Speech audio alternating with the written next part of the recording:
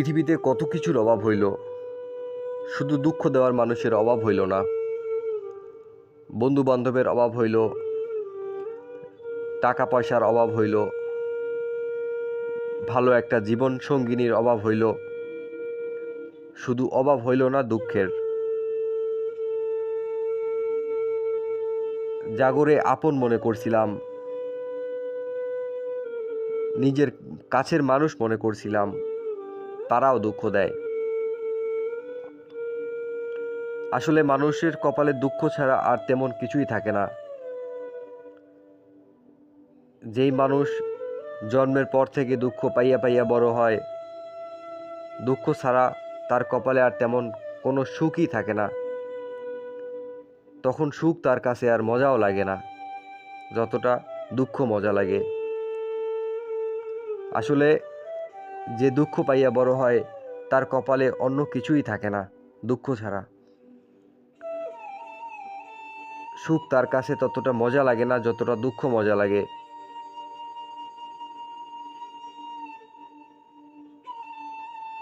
আসলে যেই মানুষ দুঃখ লইয়া বড় হয়, তারে দুঃখ পুরাইতে ভালোবাসে। যারে দুঃখে ভালোবাসে, তার সুখের সাথে তেমন কোনো সম্পর্ক হয় না। একটা জীবনে একটা মানুষের অপেক্ষা, আবার একটা মানুষ চলেও যাওয়া, তাকাইয়া তাকাইয়া তার অন্য কারোর সাথে মিলন দেখা জীবনের সব থেকে বড় কঠিন জিনিস। এই জিনিসগুলো জীবনে ফেস করতে হইব। তবুও মনে করি ভাগ্য আমার জীবনে যা নিয়ে আইছে তাই বোধহয় আমার জন্য কল্যাণকর। এক জীবনে কত মানুষের অবহেলা পাইলাম, কত মানুষের অভিনয় দেখলাম,